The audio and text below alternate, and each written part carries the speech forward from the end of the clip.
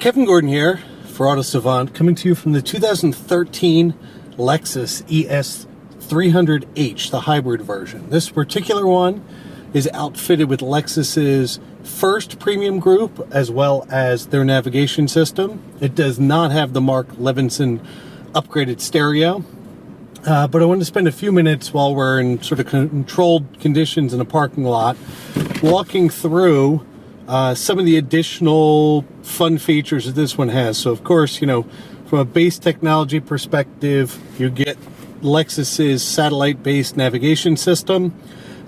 This one is sort of the single screen, unlike you get on the bigger GS and LS models, which has now gone to a dual screen, sort of, it's like 11 inches wide setup. This one's a bit smaller, but still reasonably high res. The one thing that's gotten a lot of flack, I guess you might say, is their sort of Mousepad interface to their Nav System. Now here's the weird thing is, I actually like it. I would much prefer this over a touchscreen any day of the week, because it isn't dumb. It actually does do things like snap to, like you get tactile feedback based on where you are, which means when you're in motion, you know, you can sort of get to, it's like, oh, I want to zoom in, which means I'm down in the corner, and it sort of bounces to the right place. I'm actually going to drive, since we're in a parking garage here, to a darker section of that garage so that you guys can get a better view of the brightness of the screens.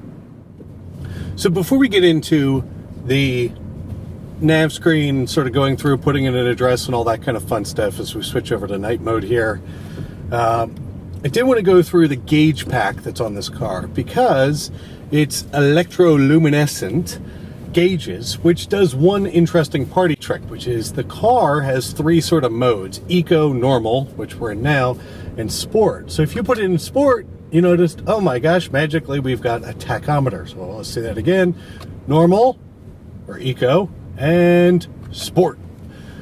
So it's actually the same exact.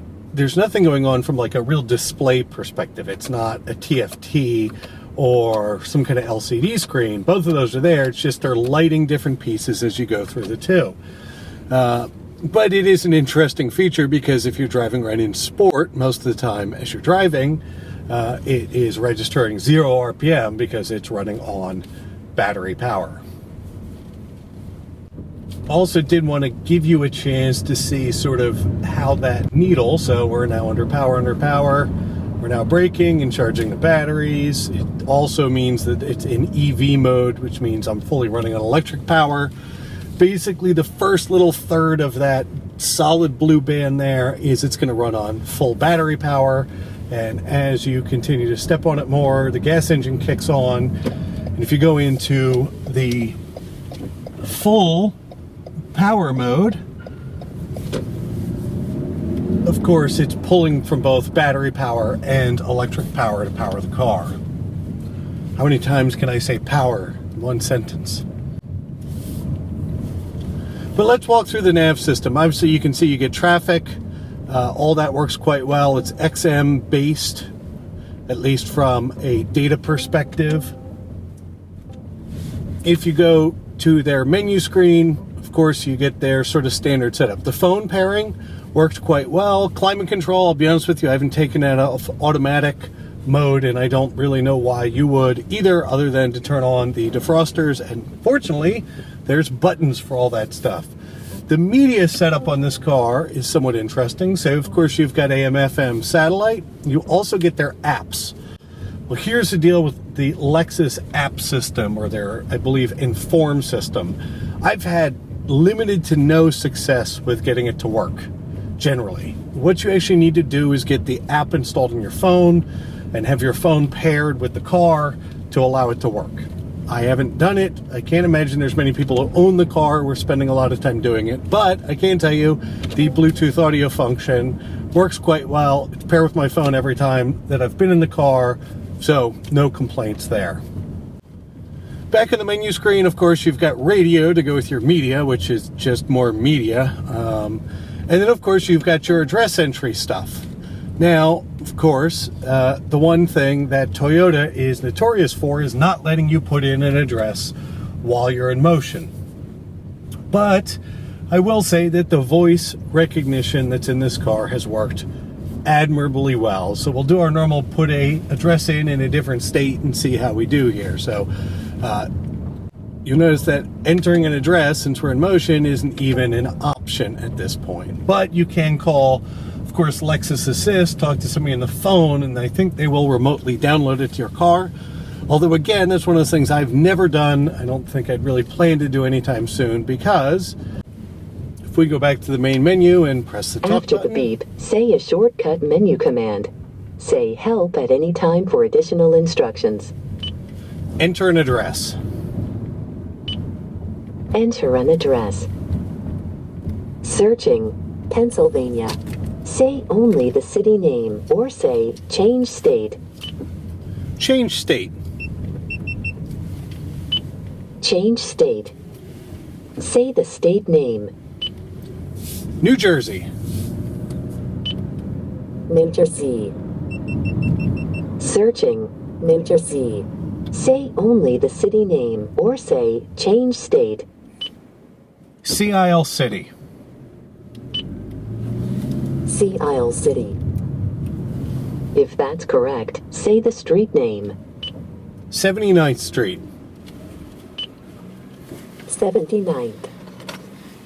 If that's correct, say the house number using single digits. 41 West. 421 West. That house number wasn't found on the selected street. Searching without house number. To start guidance, say Start Guidance. To see a map of the destination, say Show Map. Otherwise, say Go Back. Show map.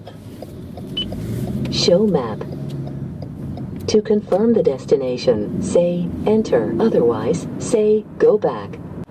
So, you know, you get the sort of fact that, again, pretty standard, voice prompted, enter a state if you need to, enter a city, enter a street, enter a house number. Of course, I said 41 West. I say 41 West because I know it's a street. It's a house number that doesn't exist on that street. Of course, you're supposed to say 41 West, but the end result winds up being exactly the same. If you give it a one it knows, it works out. If you give it one it doesn't know, it actually takes you just blank to the street, and you can adjust it from there where required. So overall, you know, it's a decent package. I will say the screen is clear and sharp, doesn't, because it's got a big, you know, visor over top of it, doesn't suffer from any type of sun glare in the time we've experienced it.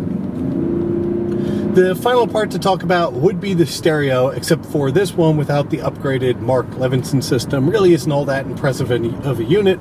Works fine. Bass response, nothing to write home about. You know, again, pretty middle of the road, even for a standard mid-size sedan these days.